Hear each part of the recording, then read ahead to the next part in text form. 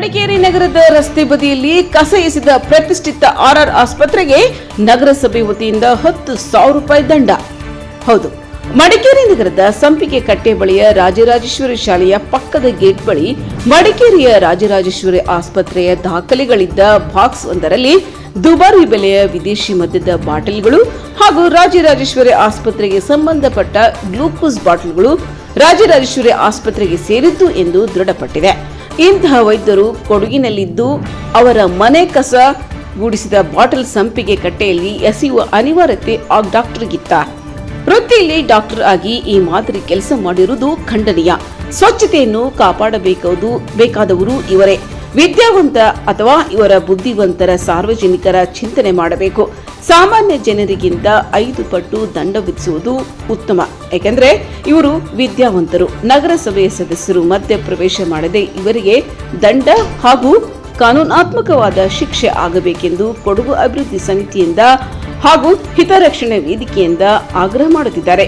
ಕೆಲವು ದಿನಗಳ ಹಿಂದೆ ನಗರಸಭೆ ಸ್ಪಷ್ಟೀಕರಣ ಕೊಟ್ಟಿದೆ. 20,000 ದಂಡ ಅಥವಾ ಕಾನೂನಾತ್ಮಕವಾದ ಕ್ರಮ ಎರಡೂ ಇವರ ಮೇಲೆ ಆಗಬೇಕು. ಬದಿಯಲ್ಲಿ ಹಲವು ಬಾಟಲಿಗಳನ್ನು ತಂದು ರಸ್ತೆ ಬದಿಯಲ್ಲಿ ಬೀಸಾಕಲಾಗಿದೆ. ಇದನ್ನು ಪರಿಶೀಲಿಸಿದ ಕೊಡಗು ಹಿತರಕ್ಷಣಾ ವೇದಿಕೆಯು ಆಸ್ಪತ್ರೆಯ ಸಂಬಂಧಪಟ್ಟವರಿಗೆ ದೂರವಾಣಿ ಕರೆ ಮಾಡಿದಾಗ ಉಡಾಫೆ ಉತ್ತರ ನೀಡಿದ್ದಾರೆ ಹಾಗೂ ಕೆಲವು ನಗರಸಭೆ ಸದಸ್ಯರುಗಳು ಅವರ ಪರ ವಹಿಸಿಕೊಂಡು ಕರೆ ಮಾಡಿದ್ದಾರೆ. ಆದರೆ ಸ್ಥಳದಲ್ಲಿದ್ದ ಸಾರ್ವಜನಿಕರು ಹಾಗೂ ಕೊಡಗು ಹಿತರಕ್ಷಣಾ ವೇದಿಕೆ ಸದಸ್ಯರುಗಳು ಪಟ್ಟು ಬಿಡದೆ ಅಲ್ಲಿದ್ದ ಕಸವನ್ನು ಅವರಿಂದಲೇ ತೆಗೆಸಿ ರಸ್ತೆಯನ್ನು ಸ್ವಚ್ಛಗೊಳಿಸಿ ಅವರಿಗೆ 10,000 ರೂಪಾಯಿ ದಂಡ ವಿಧಿಸಲಾಯಿತು. ಇದರಲ್ಲಿ ಪಾಲ್ಗೊಂಡವರು ಕೊಡಗು ಅಭಿವೃದ್ಧಿ ಸಮಿತಿಯ ಸದಸ್ಯರು ವರ್ಗೀಸ್ ಹಾಗೂ ಹಿತರಕ್ಷಣೆ ವೇದಿಕೆಯ ಅಧ್ಯಕ್ಷ ರವಿಗೌಡ ಮತ್ತಿತರರು ಪಾಲ್ಗೊಂಡಿದ್ರು. ಕರ್ನಾಡು ವಾಹಿನಿಗೆ ಕರೆ ಮಾಡಿ ಮಾಹಿತಿ ನೀಡಿದರು.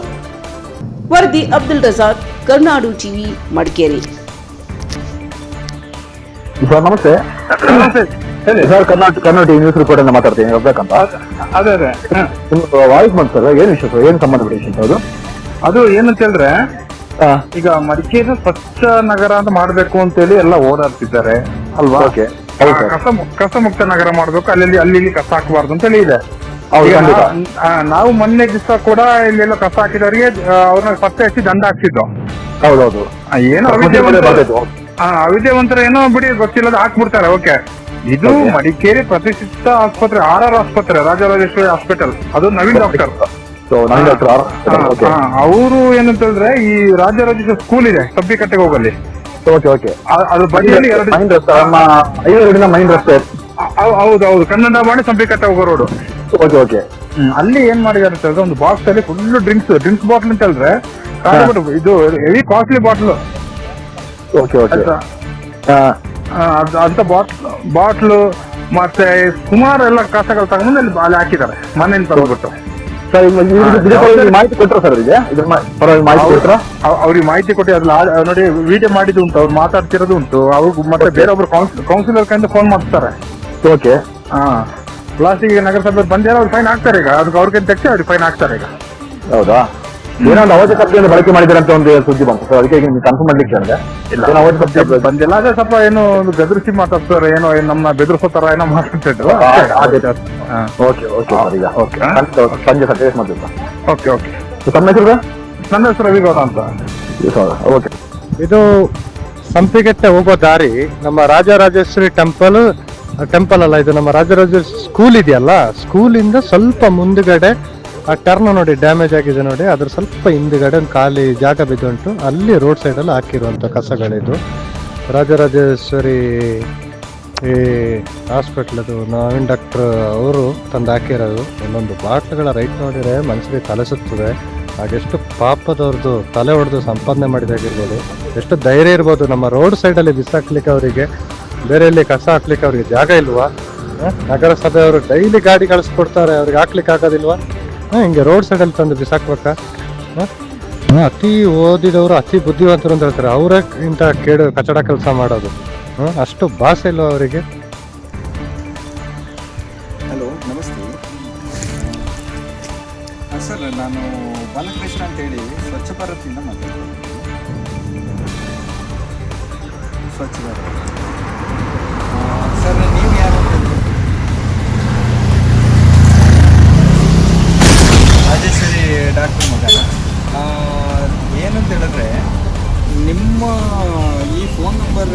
ಇರುವ ಒಂದು ಬಾಕ್ಸ್ ಮತ್ತು ಡ್ರಿಂಕ್ಸ್ ಇರುವ ಬಾಟಲ್ಗಳನ್ನು ನಮ್ಮ ಇದರಲ್ಲಿ ತಂದಾಕಿದ್ದಾರೆ. ಹೌದು, ಫುಲ್ ತಂದಾಕಿದ್ದಾರೆ. ಇದು ಸಂಪಿಗೆ ಕಟ್ಟೆ ಹತ್ರ ಬಂದಿದ್ದಾರೆ. ಅದರಲ್ಲಿ ನಿಮ್ಮ ಅಡ್ರೆಸ್ ಇದೆ, ಎಲ್ಲವೂ ಇದೆ. ದಯವಿಟ್ಟು ಬಂದು ಅಲ್ಲಿ ಕ್ಲಿಯರ್ ಮಾಡಬೇಕು. ಹೇಳಿ ಸರ್, ಯಾಕಂತೇಳಿದ್ರೆ ಒಂದು ಅರ್ಧ ಗಂಟೆ ಒಳಗಡೆ ಬಂದು ಕ್ಲೀನ್ ಮಾಡಬೇಕು. ಇಲ್ಲದಿದ್ದರೆ ನಗರಸಭೆಯವ್ರು ಬಂದುಬಿಟ್ಟು ಫೈನ್ ಹಾಕ್ತಾರೆ. ನೋಡಿ, ನಿಮ್ಮದು ಫುಲ್ ತಪ್ಪು ಮಾಡಿದ್ದಾರೆ. ನಾವು ಬಂದು ಹಾಕಿ ತೆಗಿತೀವಿ. ಹಾಂ, ಹೌದು, ನಮಸ್ತೆ. ಹಾಂ, ಹೇಳಿ ಸರ್.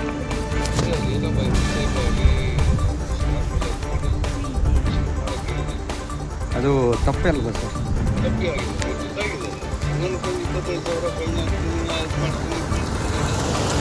ಎದುರಿಸಿಲ್ಲ ಸರ್, ಅದು ಕಾಮನ್ ಆಗಿ ಈಗ ಎಲ್ಲ ಕಡೆನೂ ಫೈನ್ ಆಗ್ತಿದೆ. ಅದು ಫೈನ್ ಇದೆ ಸರ್. ಅದು ಇಲ್ಲಿ ಗೌರ್ಮೆಂಟ್ ಅಫಿಷಿಯಲ್ಸ್ ಇದ್ದಾರೆ ಸರ್. ಆ ಫೈನ್ ಮಾಡ್ತಾರೆ. ಆ ಫೈನ್ ಮಾಡಿದನ್ನು ನೀವು ಅದು ಕಟ್ಟಿಬಿಟ್ಟು ತೆಗಿಬೇಕು ಸರ್. ಅದು ಪಬ್ಲಿಕ್ ನ್ಯೂಸೆನ್ಸ್ ಆಗಿದೆ. ತೆಗ್ಸಿ ಸರ್, ತೆಗ್ಸಿ ಅಷ್ಟೇ, ತೆಗ್ಸಿ. ನಗರಸಭೆಯವರು ಸರ್, ಅದು ನನ್ನ ಹತ್ರ ಕೇಳ್ಬಿಡಿ ಸರ್. ನೀವೆಷ್ಟು ಪರ್ಫೆಕ್ಟ್ ಇದ್ದೀರಾ ಅಂತ ಹೇಳೋದು ತಿಳ್ಕೊಂಡು ಮಾತಾಡಿ ಸರ್. ನೀವು ಮಾಡಿರುವಂಥ ಯಾರು ಇಲ್ಲಿ ಕಸ ಹಾಕಿದ್ದಾರೆ ಅವರಿಗೆ, ನಾವು ನಿಮ್ಮ ಹತ್ರ ಮಾತಾಡ್ತಿಲ್ಲ. ಕಸ ಹಾಕಿದವ್ರು ಯಾರು? ಕಸ ಹಾಕಿದವರು ಬಂದು ತೆಗಿಬೇಕು ಸರ್. ನಿನ್ನೆ ಬಂದು ಬಂದು ತೆಗೀರಿ ಕಸವನ್ನ ಬಂದು ತೆಗೀರಿ ಸರ್. ನೀವು ನಮ್ಮ ಹತ್ರ ಆರ್ಡರ್ ಮಾಡ್ಬೇಕಂತ ಇಲ್ಲ ಸರ್. ಅಲ್ಲಿ ಬನ್ನಿ, ಯಾರಾದ್ರೂ ಬರಲಿ, ಅವ್ನು ಹಾಕಿದವ ಬಂದು ತೆಗೀರಿ ಸರ್. ನಿಮಗೂ ಇಲ್ಲ. ನೀವು ಮಾಡಿದ್ದು ತಪ್ಪು ಅಂತ ಹೇಳಿದ್ಮೇಲೆ ನೀವೆಲ್ಲಿ ಬಂದು ತೆಗಿಸ್ಬಿಟ್ಟು ಮಾಡಬೇಕಿತ್ತು. ನೀವು ತೆಗಿಯೋದಿದ್ರೆ ನಾವೇನು ಮಾಡೋಕ್ಕಾಗಲ್ಲ. ಬಂದು ತೆಗ್ಸಿ ಅಷ್ಟೇ. ನಾವು ನಿಮಗೆ ವಾರ್ನಿಂಗ್ ಮಾಡಿದಲ್ಲ. ಇಲ್ಲಿ ಫೈನ್ ಕಟ್ಟಬೇಕು. ಅವ್ರು ಬಂದು ಫೈನ್ ತಗೊಂಡು ಅದು ಏನು ಎಷ್ಟು ಕಟ್ತಾರೆ, ಏನು ಕೇಳ್ತಾರೆ ಅಂತ ಕೇಳಿ. ಯಾರು ಇಲ್ಲಿ ಕಸ ಹಾಕಿದ್ದಾರೆ ಅವ್ರು ಹಾಕ್ತಾರೆ ಸರ್. ಬನ್ನಿ, ನೀವು ಇಲ್ಲಿಗೆ ಬನ್ನಿ, ಸ್ಪಾಟಿಗೆ ಬನ್ನಿ ಸರ್. ಈಗ ನಿಮಗೆ ಫೋನ್ ಮಾಡಿದ್ದೆ ನಾನು. ಅದು ಏನು ಇದು ಮಾಡಿದ್ದೀರಿ ಸರ್? ಇದು ಫೈನ್ ಇದೆ ಆಯಿತಾ? ನೀವು ಅದು ಫೈನ್ ಒಂದು ಕಟ್ಟಲೇಬೇಕು. ಅಂದರೆ ಪಬ್ಲಿಕ್ ನ್ಯೂಸೆನ್ಸ್ ಆಗಿದೆ. ಮತ್ತು ಅದ್ರ ಜೊತೆಗೆ ಆಲ್ಕೋಹಾಲ್ಗೆ ಇರೋದ್ರಿಂದ ನಿಮಗೆ ತುಂಬ ದೊಡ್ಡ ಫೈನ್ ಇದೆ ಸರ್. ಅದು ರೋಡ್ ಸೈಡಲ್ಲಿ ತಂದು ಹಾಕಿದ್ದಾರೆ. 20,000 to 25,000 ರೂಪಾಯಿ ಬರುತ್ತೆ ಸರ್. ಈಗ ಇವರು ಬರ್ತಾ ಇದ್ದಾರೆ, ನಗರಸಭೆಯವರು ಸಹ ಬರ್ತಾ ಇದ್ದಾರೆ. ನೀವು ಆದಷ್ಟು ಬೇಗ ಬರಬೇಕು. ಅದು ಮಾಡಿಬಿಟ್ಟು ಇದು ಕ್ಲೀನ್ ಮಾಡಬೇಕು. ನಮಸ್ತೆ. ಇದು ಯಾರು ಮಾತಾಡ್ತಿರೋದು? ಹಾಂ, ಹೇಳಿ ಸರ್. ನಾನು ಬಾಲಕೃಷ್ಣ ಅಂತ. ಅಲ್ಲ, ನಗರಸಭೆ ಅಲ್ಲ ಸರ್. ನಾನು ಸ್ವಚ್ಛ ಭಾರತದ ಇಂಜಿನಿಯರ್ ಮಾತಾಡ್ತಾ ಇದ್ದೀನಿ. ನಗರಸಭೆ ಅಲ್ಲ ಸರ್, ನನ್ನದು ನಗರಸಭೆ ಅಲ್ಲ. ನನ್ನದು ವಸತಿ ಮತ್ತು ನಗರ ಸಚಿವಾಲಯ. ಹಾಂ, ಏನು ಸರ್? ನವೀನ್ ಡಾಕ್ಟರ್ ಏನಕ್ಕೆಂತ ಅವ್ರು ನೋಡಿ, ಅಲ್ಲಿ ಸಂಪಿಗೆ ಕಟ್ಟೆ ಹತ್ರ ಅವರ ಹಾಸ್ಪಿಟ್ಲದು ಎಲ್ಲ ವಸ್ತುಗಳನ್ನ ರೋಡ್ ಸೈಡಲ್ಲಿ ತಂದು ಹಾಕಿದ್ದಾರೆ. ನೀವ್ಯಾರು ಸರ್? ನೀವ್ಯಾರು? ಕೌನ್ಸಿಲರಾ? ಹಾಂ, ಹೇಳಿ ಸರ್. ಓಕೆ, ಒಳ್ಳೇದೇ ಸರ್, ಹೇಳಿ ಸರ್. ಈಗ ನೋಡಿ, ಇಲ್ಲಿ ತಂದುಬಿಟ್ಟು ನ್ಯೂಸೆನ್ಸ್ ಮಾಡಿದ್ದಾರೆ, ಪಬ್ಲಿಕ್ ನ್ಯೂಸೆನ್ಸ್ ಮಾಡಿ ಇಟ್ಟಿದ್ದಾರೆ. ಈಗ ನಗರಸಭೆಗೆ ಬರುತ್ತೆ ಸರ್. ಈಗ ನಗರಸಭೆಯಿಂದ ಹೆಲ್ತ್ ಇನ್ಸ್ಪೆಕ್ಟ್ರು ಮತ್ತು ಇವರು ಬರ್ತಾ ಇದ್ದಾರೆ. ಅಥವಾ ಎಕ್ಸಿಕ್ಯೂಟಿವ್ ಇಂಜಿನಿಯರ್ ಮತ್ತು 2-3 ಪೌರ ಕಾರ್ಮಿಕರು ಬರ್ತಾ ಇದ್ದಾರೆ. ಇಲ್ಲ, ಅಲ್ಲಿ ಸತೀಶ್ ಅಂತ ಇದ್ದಾರಲ್ಲ, ಸತ್ಯನಾರಾಯಣ, ಇನ್ನೊಬ್ರು ಇದ್ದಾರೆ ನಿಮ್ಮ ಹತ್ರ, ಇನ್ನೊಬ್ರು ಬರ್ತಾ ಇದ್ದಾರೆ. ಈಗ ಬರ್ತಾ ಇದ್ದಾರೆ. ನಾವಲ್ಲಿ ಇನ್ಫಾರ್ಮೇಶನ್ ಕೊಟ್ಟಿದ್ದೀವಿ. ಅವ್ರು ಬಂದು ಇನ್ನು ಕ್ರಮ ತಗೋತಾರೆ ಸರ್.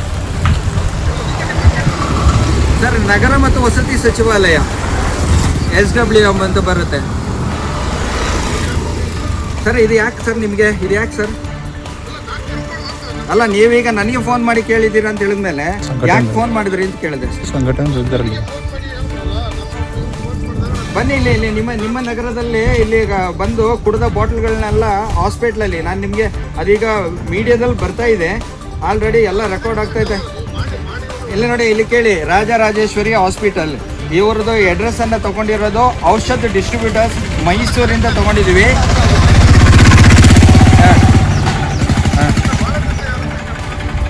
ಇಲ್ಲ ಅವರು ಹಾಗೆ ಬಂದು ಅವ್ರು ಕೇಳಬೇಕು ಅಂತ ಇದ್ರೆ ಸರ್ ಇಲ್ಲಿ ಬಂದ್ಬಿಟ್ಟು ಹಾಕ್ಸಿ ಕಸವನ್ನು ನೋಡಿ ಬೇರೆ ಯಾವುದಾದ್ರೂ ಹಾಕ್ಬೋದು. ಹಾಸ್ಪಿಟ್ಲ್ ವೇಸ್ಟ್ಗಳನ್ನ ಮತ್ತೆ ಇದರಲ್ಲಿ ಹಾಕಿದ್ದಾರೆ.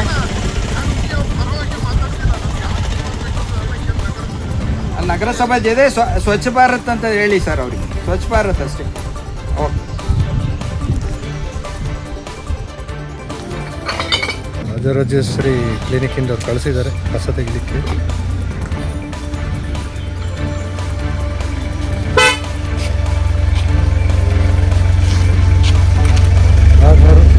ಮಾಹಿತಿ ಸಿಕ್ಕಿದ ತಕ್ಷಣ ನಗರಸಭೆಯಿಂದ ಮಾಹಿತಿ ಸಿಕ್ಕಿದಂಗೆ ಬಂದಿದ್ದಾರೆ. ಇವರಿಗೆ ಕೊಡಗು ಅಭಿವೃದ್ಧಿ ಸಮಿತಿಯಿಂದ ಧನ್ಯವಾದ ಹೇಳ್ತಿದ್ದೀನಿ.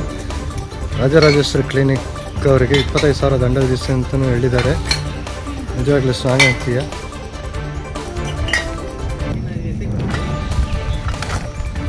ಯಾರನ್ನ ಕಳಿಸಿ ನಿಮ್ಮನ್ನ?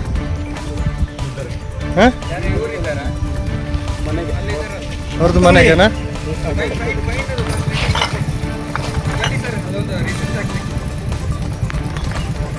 ಅವರು ಸ್ಕೂಟಿ ಕಳಿಸಿದಾರೆ ನೋಡಿ. ಸ್ಕೂಟಿಲಿ ನವೀನ್ ಡಾಕ್ಟರ್ ಅವ್ರು ತಂದು ಹಾಕಿದ್ದು. ಅವರ ಆಫೀಸ್ ಕಡೆಯಿಂದ ಬಂದಿದ್ದಾರೆ, ತಂದು ಸ್ಕೂಟಿಯಲ್ಲಿ ಇಟ್ಟರು.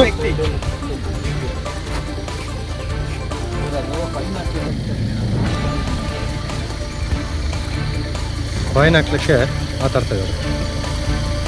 ನಮಗೆ ಅಂತ ನಾವು ಕಟ್ಟಿದ್ದೀವಿ, ಇವ್ರಿಗೆ ಕೊಡ್ಬೇಕಲ್ಲ ಸರ್. ಈಗ ಪ್ರೂಫ್ ಕೊಡ್ಬೇಕು, ನಾವೀಗ ಇದು ಮಾಡಬೇಕಲ್ಲ. ಈಗ ನಾವು ನಗರಸಭೆಗೆ ನಾವು ಅದನ್ನು ಪೇ ಮಾಡಬೇಕು. ನಮ್ಮ ರಿಸಿಪ್ಟ್ ನಿಮಗೆ ನಾವು ಕೊಡ್ತೀವಿ. ನೀವು ನಿಮ್ಮ ಸ್ಟಾಪರ್ ಬಂದಿದ್ದಾರಲ್ಲ ಇಲ್ಲಿ. ಲೌಡ್ ಸ್ಪೀಕರ್ ಇಡಿ, ಲೌಡ್ ಸ್ಪೀಕರ್ ಇಡಿ.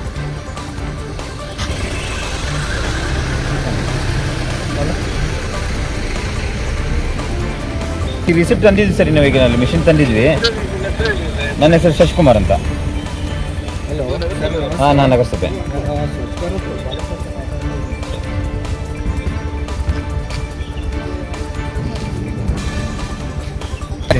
ಸರ್ ಇಲ್ಲಿ ರಾಜರಾಜೇಶ್ವರಿ ಹಾಸ್ಪಿಟ್ಲಿಂದ ಸ್ಕೂಲ್ ಪಕ್ಕ hospital, Rajarajeshwari hospital, press club road, ಅಲ್ಲಿಂದ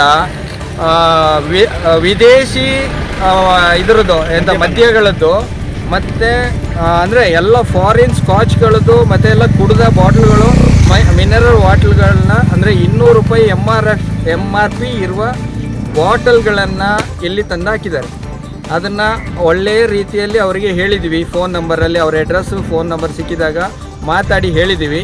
ಅವರು ಅಲ್ಲಿಗೆ ಇದ್ದ ಅಂದರೆ ಸಪೋರ್ಟಿಂಗ್ ಇರೋರ ಹತ್ರ ಎಲ್ಲ ಮಾತಾಡಿ ನಾವು ತೆಗಿಯೋದಿಲ್ಲ, ನಮಗೆ ನೀವೇನು ಮಾಡ್ತೀರಾ ಮಾಡಿ, ನಗರಸಭೆಯವರು ಇದ್ದಾರೆ, ಅವರ ಕೆಲಸ ಅದು, ನನ್ನ ಕೆಲಸ ಅಲ್ಲ ಅಂತ ಹೇಳಿದ ಅವರು ಈಗ ಪುನಃ ಈಗ ಫೈನಿಗೆ ಆದಾಗ ಅಲ್ಲಿ ಇದ್ದ ಕೌನ್ಸಿಲರ್ಗಳು ಸಹ ಫೋನ್ ಮಾಡಿ ರೆಕಮೆಂಡ್ ಮಾಡ್ತಾ ಇದ್ದಾರೆ. ಎರಡನೇದು ಏನಂತ ಹೇಳಿದ್ರೆ, ನೀವು ಅವ್ರ ಕೈಯಿಂದ ತೆಗೆಸೋದಿಲ್ಲ, ನಾವು ತೆಗಿಯೋದಿಲ್ಲ, ನಾವು ಫೈನ್ ಕಟ್ಟೋದಿಲ್ಲ ಅಂತ ಹೇಳ್ತಾ ಇದ್ದಾರೆ ಸರ್.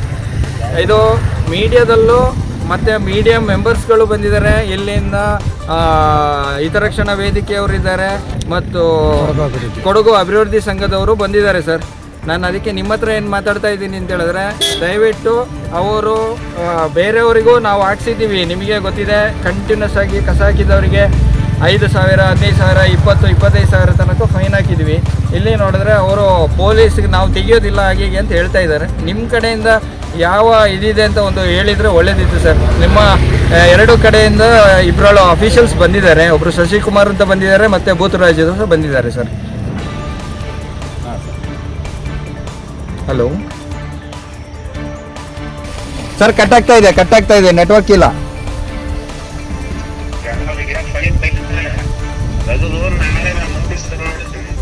ಓಕೆ ಸರ್, ಇವತ್ತು ಫೈನ್ ತೆಗಿತೀರಲ್ವಾ ಇಲ್ಲಿ? ಓಕೆ ಸರ್, ಎಲ್ಲ ಬಡೀರಿ ಸರ್, ಬಡೀರಿ. ಯಾಕೆಂತ ಹೇಳಿದ್ರೆ ಇವರು ದುಡ್ಡಿದೆ ಅಂತ ಹೇಳ್ಬಿಟ್ಟು ಒಂದೊಂದು ಬಾಟ್ಲದ ರೇಟ್ ಇದೆ. ಹಾಂ, ಮಾಡಿ sir, okay, thank you sir. ಈಗ ತಗೊಂಡು ಹೋಗ್ತಿದ್ದಾರೆ ಇದೇ ಗಾಡಿಯಲ್ಲಿ. ನವೀನ್ ಡಾಕ್ಟರ್ ಅವ್ರ ಮನೆಗೆ ಕಳಿಸ್ತೀನಿ ಅಂತ ತಗೊಂಡು ಹೋಗ್ತಾ ಇದ್ದಾರೆ ಅವರು.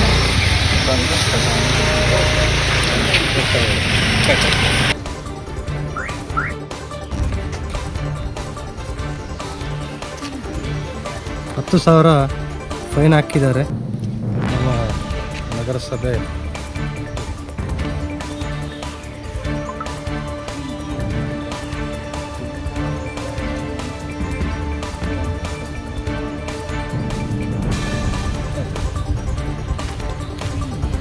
ರಾಜರಾಜೇಶ್ವರಿ ಕ್ಲಿನಿಕ್ನ ನವೀನ್ ಡಾಕ್ಟ್ರು ಅವ್ರದ್ದು ಕಡೆಯ ಸಿಬ್ಬಂದಿಗಳು ಬಂದು ಫೈನ್ ಹಾಕ್ತಿದ್ದಾರೆ 10,000ವನ್ನು.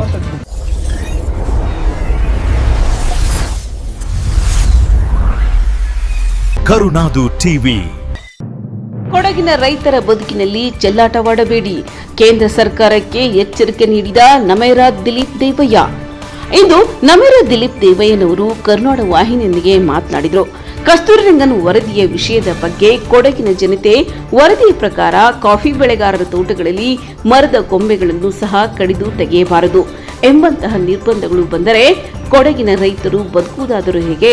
ಕಾಫಿ ತೋಟಗಳ ನಿರ್ವಹಣೆಗೆ ಅಗತ್ಯವಿರುವ ಮರಗಳ ಕೊಂಬೆಗಳನ್ನು ಕಡಿದು ತೋಟವನ್ನು ಸರಿಯಾಗಿ ನೋಡಿಕೊಳ್ಳುವುದು ರೈತರ ಅನಿವಾರ್ಯತೆ. ಪರಿಸರ ಸಂರಕ್ಷಣೆ ಮುಖ್ಯವೇ ಸರಿ, ಆದರೆ ಪರಿಸರದ ಜೊತೆಗೆ ರೈತರ ಜೀವನೋಪಾಯವನ್ನು ಕಾಪಾಡುವುದು ಅಷ್ಟೇ ಮುಖ್ಯ. ಕೊಡಗಿನ ರೈತರು ಕಾಡನ್ನು ನಾಶ ಮಾಡಿ ಬದುಕುತ್ತಿರುವವರಲ್ಲ, ತಲಾಂತರಗಳಿಂದ ಪ್ರಕೃತಿಯೊಂದಿಗೆ ಬೆರೆತು ಕೃಷಿ ಮಾಡಿಕೊಂಡು ಬದುಕುತ್ತಿರುವವರು. ಆದ್ದರಿಂದ ರೈತರ ಬದುಕಿಗೆ ತೊಂದರೆಯಾಗದ ರೀತಿಯಲ್ಲಿ ನಿಯಮಗಳನ್ನ ರೂಪಿಸಬೇಕು. ಕೊಡಗಿನ ಪರಿಸರ ಉಳಿಯಲಿ, ಕೊಡಗಿನ ರೈತರು ಉಳಿಯಲಿ. ರೈತರ ಬದುಕನ್ನ ಸಂಕಷ್ಟಕ್ಕೆ ತಳ್ಳುವ ನಿರ್ಧಾರಗಳನ್ನು ಮರುಪರಿಶೀಲಿಸಬೇಕು. ಇದೇ ರೀತಿ ಇನ್ನು ಮುಂದುವರೆದರೆ ಕಸ್ತೂರಿ ರಂಗನ್ ವಿಚಾರದಲ್ಲಿ ಜಿಲ್ಲೆಗಳಲ್ಲಿಯೂ ಪ್ರತಿಭಟನೆ ಮಾಡುತ್ತೇವೆಂದು ಕೇಂದ್ರ ಸರ್ಕಾರಕ್ಕೆ ಎಚ್ಚರಿಕೆ ನೀಡಿರುತ್ತಾರೆ. ವರದಿ ಅಬ್ದುಲ್ ರಜಾಕ್, ಕರುನಾಡು ಟಿವಿ, ಮಡಿಕೇರಿ. ಎಲ್ಲರಿಗೂ ನಮಸ್ಕಾರ. ನಾನು ನಮೇರಾ ದಿಲೀಪ್ ದೇವಯ್ಯ. ಬರ್ತಾ ನಮ್ಮ ಕೊಡಗು ಯಾವ ಸ್ಥಿತಿಗೆ ಬಂದು ತಲುಪ್ತಾ ಇದೆ ಅಂದ್ರೆ, ಜನರನ್ನ ಸಂಕಷ್ಟಕ್ಕೆ ಸಿಲುಕಿಸೋಕೆ ನೋಡ್ತಾ ಇದ್ದಾರೋ ಇಲ್ಲ ಇನ್ನು ಬೇರೆ ಯಾವ್ದಾದ್ರು ಯೋಚನೆ ಮಾಡ್ತಾ ಇದ್ರು ನಮಗಂತೂ ಗೊತ್ತಿಲ್ಲ. ಏನಕ್ಕಂದ್ರೆ ಇತ್ತೀಚೆಗೆ ಒಂದು ಕಸ್ತೂರಿ ರಂಗನ್ ಅವರ ಒಂದು ಪ್ರಸ್ತಾಪ ಇತ್ತು. ಕಾಫಿ ಬೆಳೆಗಾರರು ಯಾರು ತೋಟದಲ್ಲಿ ಕೆಲಸ ಮಾಡಂಗಿಲ್ಲ, ಯಾವುದೇ ಮರದ ಕೊಂಬೆಗಳನ್ನು ಕಡಿಯಂಗಿಲ್ಲ, ಈ ತರ ಎಲ್ಲ ಒಂದು ನ್ಯೂಸ್ ಕೊಟ್ಟಿದ್ರು. ಹಾಗೆ ಅದ್ರ ಮಧ್ಯೆ ಮೋಡ ಬಿತ್ತನೆ ಇನ್ನೊಂದು. ಮೇಲಿಂದ ಮೇಲೆ ನಮ್ಮ ಕೊಡಗಿನ ರೈತರಿಗೆ ಇಂಥದೆಲ್ಲ ಸಂಕಷ್ಟಕ್ಕೆ ತಂದಿಡುವಂತ ಕೆಲಸ ಆಗ್ತಾ ಉಂಟು. ನಾನಿಷ್ಟೇ ಕೇಳೋದು, ಏನು ಕೊಡಗಿನಲ್ಲಿ ನಮ್ಮ ಕೊಡಗಿನ ಪರಿಸರ ಏನು ಉಳಿಸಿದಷ್ಟು ಬೇರೆ ಎಲ್ಲಾದರೂ ಉಳಿದಿದೆಯಾ ಅಂತ ಫಸ್ಟ್ ನಂದೊಂದು ಪ್ರಶ್ನೆ. ನಾವು ಪರಿಸರನ ನಾಶ ಮಾಡದೆ ಇಟ್ಕೊಳ್ಳಕ್ಕೆ ಮೇನ್ ಕಾರಣ ನಮ್ಮ ಕೊಡಗಿನ ಜನತೆ. ನಾವು ಪರಿಸರ ನಾವು ಉಳಿಸ್ತಾ ಇದ್ದೀವಿ, ಮರ ಕಡಿಯದೆ ಅಂಥದ್ದು ಯಾವುದು ಮಾಡದಂಗೆ ಪರಿಸರ ಉಳಿಸ್ತಾ ಇರೋ ಜಿಲ್ಲೆ ನಮ್ಮ ಕೊಡಗು ಜಿಲ್ಲೆ. ನಮಗೇನೆ ಪುನಃ ಮೇಲಿಂದ ಮೇಲೆ ಬರೆ ಎಳೆಯುವಂತ ಕೆಲಸ ಏನಕ್ಕೆ ಮಾಡ್ತಾ ಇದ್ರೆ, ಫಸ್ಟ್ಲೇ ಇವಾಗ ಮಳೆ ಜಾಸ್ತಿಯಾಗಿ ಕಾಫಿ ಉದುರೋದು, ಸರಿಯಾದ ಬೆಳೆ ಸಿಗ್ತಾ ಇಲ್ಲ ನಮಗೆ. ಇದರಿಂದ ಕೊಡಗಿನ ಜನ ತುಂಬಾ ಸಂಕಷ್ಟದಲ್ಲಿದ್ದಾರೆ. ಅದ್ರ ಮಧ್ಯೆ ನೀವು ಮೋಡ ಬಿತ್ತನೆ ಬೇರೆ. ಈ ಮೋಡ ಬಿತ್ತನೆ ಯಾತಕ್ಕೋಸ್ಕರ ಮಾಡ್ತಾ ಇದ್ದಾರೋ ನನಗಂತೂ ಗೊತ್ತಿಲ್ಲ. ಇಲ್ಲ ಕಾವೇರಿ ನೀರಿನ ಗಲಾಟೆ ವಿಷಯವಾಗಿ ತಮಿಳುನಾಡಿಗೆ ನೀರು ಬಿಡೋಕ್ಕೋಸ್ಕರನೋ, ಇಲ್ಲ ಇನ್ನು ಬೇರೆ ಎಲ್ಲ ಯಾವುದೋ ಕಡೆ ನೀರು ಹರಿಸೋಕ್ಕೋಸ್ಕರನೋ ನಮ್ಮ ಕೊಡಗನ್ನು ಏನು ವಾಟರ್ ಸೋರ್ಸ್ ಅಂತ ಮಾಡ್ಕೊಂಡಿದಾರೋ ಏನಂತ ಗೊತ್ತಿಲ್ಲ. ಬಟ್ ಮಾಡ್ಕೊಳ್ಳಿ, ಬಟ್ ದಯವಿಟ್ಟು ನಮ್ಮ ಕೊಡಗಿನಲ್ಲಿ ಇರುವ ಜನರ ಬಗ್ಗೆ ಸ್ವಲ್ಪ ಕಾಳಜಿ ಇರಲಿ. ಯಾವಾಗ ಮೋಡ ಬಿತ್ತನೆ ಆಗ್ತಾ ಉಂಟು, ನಮ್ಮ ಕೊಡಗಿಗೆ ಕರೆಕ್ಟಾಗಿ ಮಳೆ ಬೆಳೆಗಳು ಆಗ್ತಾ ಇಲ್ಲ ಸರಿಯಾದ ಸಮಯಕ್ಕೆ. ಮುಂಚೆಲ್ಲ ಜೂನ್ ಜುಲೈ ಆಗಸ್ಟ್ ಎಲ್ಲ 3 ತಿಂಗಳು ಕಂಟಿನ್ಯೂಸ್ ಆಗಿ ಮಳೆ ಆಗ್ತಾ ಇತ್ತು. ಯಾವಾಗ ಈ ಮೋಡ ಬಿತ್ತನೆ ಅನ್ನೋ ಕಾನ್ಸೆಪ್ಟ್ ಬಂತು, ಅಲ್ಲಿಂದ ವ್ಯತ್ಯಾಸ ಆಗ್ತಾ ಉಂಟು ಮಳೆಗಳು. ಇದರಿಂದ ಜನರಿಗೂ ಕಾಫಿ ಉದುರುವಂತ ಜಾಸ್ತಿ ಚಾನ್ಸಸ್ ಉಂಟು. ಇವಾಗಲೂ ಉದುರ್ತಾ ಉಂಟು ಕೊಳೆ ರೋಗ, ಆ ರೋಗ, ಈ ರೋಗ. ಬೇರೆ ನಾವು ಏನು ಕೆಲಸದವ್ರನ್ನ ಹಾಕೊಂಡು ಕೆಲಸ ಮಾಡೋ ಹಣನು ನಮಗೆ ಹಿಂಪಡೆಯೋಕೆ ಆಗ್ತಾ ಇಲ್ಲ ಅಂದ್ರೆ ಕೊಡಗಿನ ಜನರು ಬದುಕುದಾದ್ರು ಹೇಗೆ? ಇದಕ್ಕೆ ಯಾವುದೇ ಒಂದು ಪರಿಹಾರ ಬರ್ತಾ ಇಲ್ಲ. ಅದ್ರ ಮೇಲೆ ಆ ರೂಲ್ಸು ಈ ರೂಲ್ಸು ಅಂತ ಹೇಳ್ಕೊಂಡು ಕೊಡಗಿನ ಜನರನ್ನ ಸಂಕಷ್ಟಕ್ಕೆ ಸಿಲುಕಿಸುವಂತ ಕೆಲಸ ಮಾಡ್ತಾ ಇದ್ದೀರಾ. ದಯವಿಟ್ಟು ಅದು ಆಗೋದು ಬೇಡ. ನಾವು ಕೇಳೋದಿಷ್ಟೇ, ಮಳೆ ಎಲ್ಲಿಗೆ ಬೇಕು ಆ ಜಿಲ್ಲೆಗೆ ಮೋಡ ಬಿತ್ತನೆ ಮಾಡ್ಕೊಳ್ಳಿ. ನಮ್ಮ ಕೊಡಗು ಜಿಲ್ಲೆನೇ ಏನಕ್ಕೆ ಟಾರ್ಗೆಟ್ ಮಾಡ್ತಾ ಇದ್ದೀರಾ? ನಾವು ಕೊಡಗು ಜಿಲ್ಲೆಯ ಜನರು ಯಾರಾದ್ರೆ ನಮಗೆ ಮಳೆ ಇಲ್ಲ, ಮಳೆ ಬೇಕು, ಮೋಡ ಬಿತ್ತನೆ ಮಾಡಿ ಅಂತ ಯಾರು ರೈತರೊಬ್ರು ಕೇಳಿದಾರಾ? ಯಾರು ಕೇಳಿಲ್ಲ.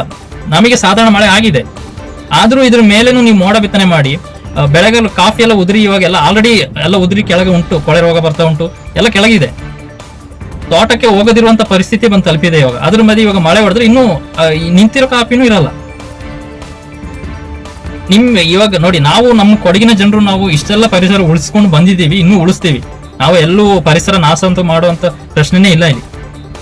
ಎಲ್ಲಿ ಪರಿಸರ ನಾಶ ಆಗ್ತಾ ಉಂಟು, ಬೆಂಗಳೂರಲ್ಲಿ ಅಷ್ಟು ದೊಡ್ಡ ಮರ ಗಿಡನ ಕಡಿದು ದೊಡ್ಡ ದೊಡ್ಡ ಅಪಾರ್ಟ್ಮೆಂಟ್ಗಳು, ಲೇಔಟ್ಗಳು, ಇಂಥಲ್ಲಿ ಏನಕ್ಕೆ ನೀವು ಪ್ರಶ್ನೆ ಮಾಡ್ತಿಲ್ಲ? ಅಲ್ಲಿಗೆ ಮಳೆ ಬೇಕು, ಅಲ್ಲಿಗೆ ಮೋಡ ಬಿತ್ತನೆ ಮಾಡ್ಕೊಳ್ಳಿ. ಎಲ್ಲೆಲ್ಲಿಗೆ ಮಳೆ ಬೇಕು ಅಲ್ಲಿ ಮೋಡ ಬಿತ್ತನೆ ಮಾಡ್ಕೊಳ್ಳಿ.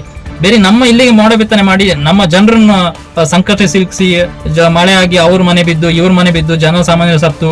ಇವಾಗ ರೀಸೆಂಟ್ ಆಗಿ ನೀವು ಕೇರಳದಲ್ಲಿ ನೋಡಿದೀರಾ ಏನೆಲ್ಲ ಎಷ್ಟೆಲ್ಲ ಆಗಿದೆ ಅಂತ ಹೇಳ್ಕೊಂಡು. ಅದ್ರ ಮಧ್ಯೆ ನೀವು ಇದೆಲ್ಲ ಮಾಡಿ, ದಯವಿಟ್ಟು ಈ ತರ ಮಾಡಬೇಡಿ. ಕೊಡಗಿನ ಜನರ ಮೇಲೆ ಸ್ವಲ್ಪ ಕಾಳಜಿ ಇರಲಿ. ಹಾಗೆ ಏನು ನಮಗೆ ಇವಾಗ ಸಂಕಷ್ಟದಲ್ಲಿ ಇದ್ದೀವಿ, ಅದಕ್ಕೆ ಸ್ವಲ್ಪ ಆದ್ರೂ ಪರಿಹಾರ ಆದ್ರೂ ನಮಗೆ ಕೊಡಿಸುವಂತ ಕೆಲಸ ಮಾಡಿ ಅಂತ ಹೇಳ್ಕೊಂಡು ನನ್ನ ಮನವಿ. Thank you. ಅದೇ ಸರ್, ಕಸ್ತೂರಿ ರಂಗನಲ್ಲಿ ಏನು ವರದಿ ಕೊಟ್ಟಿದ್ದಾರೆ ಅದು ನಾವು ಕೊಡಗಿನ ಜನರು ಎಲ್ಲ ಖಂಡಿಸ್ತೀವಿ ಅದನ್ನ. ಏನಕ್ಕಂದ್ರೆ ಇವಾಗ ಏನು ಅವರು ವರದಿ ಕೊಟ್ಟಿದ್ದಾರೆ, ಕಾಫಿ ಬೆಳೆಗಾರರು ತೋಟದಲ್ಲಿ ಹೋಗಿ ಮರ ಕಡಿಯಂಗಿಲ್ಲ, ಕೊಂಬೆಗಳು ಕಡಿಯಂಗಿಲ್ಲ, ಕೃಷಿ ಮಾಡಂಗಿಲ್ಲ, ಇದೆಲ್ಲ ಯಾವ ತರ ಇದು ಯಾವ ಕರೆಕ್ಟ್ ಆದ ನಿಯಮ ಅಂತ ನನಗೆ ಅರ್ಥ ಆಗ್ತಿಲ್ಲ. ಏನಕ್ಕಂದ್ರೆ ನಾವು ಕಾಫಿ ಬೆಳೆಗಾರರು ಬದುಕ್ತಾ ಇರೋದೇ ಅದರಿಂದ, ಪರಿಸರವನ್ನು ರಕ್ಷಣೆ ಮಾಡ್ತಿರೋದೇ ನಾವು ಕೊಡಗಿನ ಜನರು. ಅಂಥದ್ರಲ್ಲಿ ಇವರು ನಮಗೇನೆ ಟಾರ್ಗೆಟ್ ಮಾಡಿ, ಕೊಡಗಿನ ಜನತೆಯನ್ನು ಟಾರ್ಗೆಟ್ ಮಾಡಿ, ಕೊಡಗನ್ನು ಈ ತರ ಮಾಡ್ಬೇಕು ಆ ತರ ಮಾಡ್ಬೇಕು ಅಂತ ಹೇಳ್ಕೊಂಡು ನಮಗೆ ಈ ತರ ಎಲ್ಲ ಬೇಡದಲ್ಲ ನಿಯಮ ತಂದು ಹಾಗೆ ನಮ್ಮನ್ನು ಸಂಕಷ್ಟಕ್ಕೆ ಸಿಲುಕಿಸುವಂತ ಕೆಲಸ ಇವರು ಮಾಡ್ತಾ ಇದ್ದಾರೆ. ಸೊ ಅದರಿಂದ ದಯವಿಟ್ಟು ಈ ಸರ್ಕಾರದವರು ಇದನ್ನ ಏನ್ ಹೇಳೋದು, ಮುಂದೆ ನಿಂತು ಇದನ್ನು ಯಾವುದೇ ಕೊಡಗಿನ ಜನತೆ ಹಿತದೃಷ್ಟಿಯಿಂದ ಯಾವುದೇ ಯಾರಿಗೆ ತೊಂದರೆ ಬರದಂಗೆ ಮಾಡ್ಬೇಕೆಂದು ನಂದೊಂದು ಮನವಿ. ಹಾಗೆ ಇವಾಗ ಕೊಡಗಿನ ಏನಕ್ಕೆ ಟಾರ್ಗೆಟ್ ಮಾಡ್ತಿದ್ರೆ, ಇವಾಗ ಮಳೆ ಬೆಳೆ ಎಲ್ಲ ಚೆನ್ನಾಗಿ ಕೊಡಗಲ್ಲಿ ಚೆನ್ನಾಗಿ ಆಗ್ತಾ ಉಂಟು. ಆದ್ರೂ ಕೊಡಗಲ್ಲಿ ಆ ಪರಿಸರ ರಕ್ಷಣೆ ಆಗ್ತಾ ಇಲ್ಲ, ಇದಾಗ್ತಾ ಇಲ್ಲ, ಅದು ಇದು ಅಂತ ನಮಗೆ. ಇವಾಗ ರೀಸೆಂಟ್ ಆಗಿ ನೀವು ನೋಡಿದ್ರಿ ನಮ್ಮ ಮಲ್ಮಾ ಬೆಟ್ಟದಲ್ಲಿ ಏನು ಬೇರೆಯವರು ಯಾರೋ ಬಂದು ಅಲ್ಲಿ ಪರಿಸರವನ್ನು ಹಾಳು ಮಾಡುವಂಥದ್ದು, ಅದನ್ನ ಮರಗಳನ್ನು ಕಡಿಯುವಂಥದ್ದು, ಕೆರೆ ಮಾಡುವಂಥದ್ದು. ಆವಾಗೆಲ್ಲ ಈ ಕಸ್ತೂರಿ ರಂಗನವರೆಲ್ಲ ಎಲ್ಲಿ ಹೋಗಿದ್ರು ಅವರು? ಅವಾಗ ಯಾರು ಪ್ರಶ್ನೆ ಮಾಡಲಿಲ್ಲ. ಇವಾಗ ನಾವು ಇಲ್ಲಿ ಎಲ್ಲ ನಾವು ಸಣ್ಣ ಪುಟ್ಟ ರೈತರ ಕೆಲಸ ಕೈಗಾರಿಕೆಗಳನ್ನು ಮಾಡುವಾಗ ಮಧ್ಯದಲ್ಲಿ ಇಂತೆಲ್ಲ ರೂಲ್ಸ್ ಅಂದ್ರೆ ತುಂಬಾ ಜನಸಂಖ್ಯೆ ತುಂಬಾ ತೊಂದರೆ ಆಗುತ್ತೆ. ಇದನ್ನ ಬಗ್ಗೆ ಸರ್ಕಾರವು ಪ್ರಶ್ನೆ ಮಾಡಬೇಕು, ಇವ್ರ ಬಗ್ಗೆ ಏನಕ್ಕೆ ಈ ತರ ನಿಯಮ ಜಾರಿಗೆ ತರ್ತಾ ಇದ್ದೀರಾ ಅಂತ ಹೇಳ್ಕೊಂಡು. ಇಷ್ಟೇ, ಇದರಿಂದ ಜನಸಂಖ್ಯೆಗೆ ಯಾವುದೇ ತೊಂದರೆ ಮಾಡದಂಗೆ ಕೊಡಗಿನ ಜನತೆ ಯಾವುದೇ ಏನ್ ಹೇಳೋದು ಸಂಕಷ್ಟಕ್ಕೆ ಸಿಲುಕಿಸದಂಗೆ ನೋಡ್ಕೋಬೇಕಂತ ಹೇಳೋದು ನಂದೊಂದು ಮನವಿ. ಹೌದು. ಸ್ಟ್ರೈಕ್ ಇದೆ ಇದೇ ವಿಚಾರದಲ್ಲಿ. ಏನಕ್ಕಂದ್ರೆ ಧರಣಿ ಮಾಡೋ ಕಾರಣನೇ ಈ ಕಸ್ತೂರಿ ರಂಗನ್ ಏನು ವರದಿ ಕೊಟ್ಟಿದ್ದಾರೆ, ಕಾಫಿ ಬೆಳೆಗಾರರು ತೋಟದಲ್ಲಿ ಮರ ಕಡಿಬಾರ್ದು, ಅದು ಮಾಡಬಾರ್ದು, ಇದು ಮಾಡಬಾರ್ದು ಅಂದ್ರೆ ಇವಾಗ ಕಾಫಿ ಕೊಳೆ ರೋಗೆಲ್ಲ ಬಂದು ಮರ ಕೊಂಬೆ ಕಡಿಯಕ್ಕೆ ನಮಗೆ ಅನುಮತಿ ಇಲ್ಲ ಅಂದ್ರೆ ಕಾಫಿ ಬೆಳೆಯೋದು ಹೇಗೆ? ಹೌದು, ಕೊಡಗಿನ ತುಂಬಾ ಸಂಕಷ್ಟದಲ್ಲಿದೆ. ಹೌದು, ಯಾವುದೇ ಪರಿಹಾರವೂ ಬರ್ತಾ ಇಲ್ಲ. ಅದ್ರ ಮಧ್ಯೆ ಇಂಥದೆಲ್ಲ ನಿಯಮ ಎಲ್ಲ ಜಾರಿಗೆ ತಂದ್ರೆ ತುಂಬಾ ತೊಂದರೆಗಳಾಗುತ್ತೆ ಕೊಡಗಿನ ಜನರಿಗೆ. ಏನೋ ಸಣ್ಣ ಪುಟ್ಟ ಕೆಲಸ ಮಾಡ್ಕೊಂಡು ತೋಟದಲ್ಲಿ ರೈತರು ಏನೋ ಜೀವನ ನಡೆಸ್ಕೊಂಡು ಹೋಗ್ತಾ ಇದ್ದಾರೆ. ಅದ್ರ ಮಧ್ಯೆ ಗಾಯದ ಮೇಲೆ ಬರೆ ಎಳೆಯುವಂತ ಕೆಲಸ ದಯವಿಟ್ಟು ಮಾಡಬೇಡಿ ಅಂತ ನನ್ನ ಮನವಿ. ದಿಲೀಪ್ ನಾಮೇರ. ಹೌದು, ದಿಲೀಪ್ ದೇವೆ.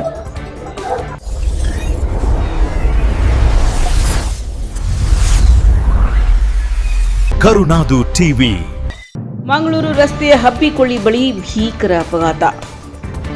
ನಿಂತ ಟಿಟಿ ವಾಹನದ ಮೇಲೆ ಮಗುಚಿದ ಲಾರಿ ನಿಯಂತ್ರಣ ತಪ್ಪಿ ಅಪಘಾತ ಆಗಿದೆ. ಅಪಘಾತವಾದಂತಹ ಸ್ಥಳದಿಂದ ಗ್ರಾಮಾಂತರ ಠಾಣೆಗೆ ದೂರು ಸಲ್ಲಿಸಿದ್ದು ಕೆಲವೇ ನಿಮಿಷಗಳಲ್ಲಿ ಎಸ್ಐ ಚಂದ್ರಶೇಖರ್ ಮತ್ತು ಅವರ ಸಿಬ್ಬಂದಿಗಳು ಸ್ಥಳಕ್ಕೆ ಧಾವಿಸಿದ್ದು ಯಾವುದೇ ಪ್ರಾಣಾಪಾಯವಾಗಲಿಲ್ಲ ಹಾಗೂ ಗಾಯಾಳುಗಳನ್ನು ಆಸ್ಪತ್ರೆಗೆ ದಾಖಲು ಮಾಡಲಾಗಿದೆ. ವರದಿ ಅಬ್ದುಲ್ ರಜಾಕ್, ಕರುನಾಡು ಟಿವಿ, ಮಡಿಕೇರಿ.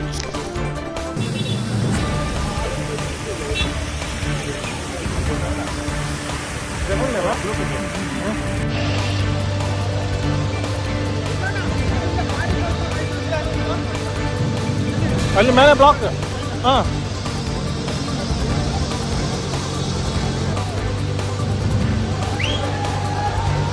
ಸರ್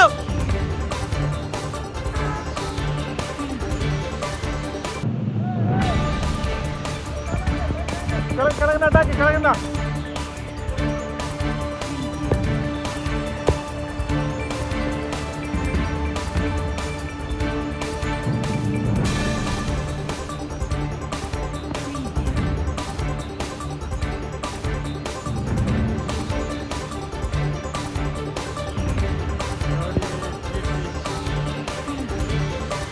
ಒಂದ್ಸಲ ಒಂದು ಟಿ ಮೇಲೆ ಪಲ್ಟಿ ಹೊಡೆದಿಲ್ಲ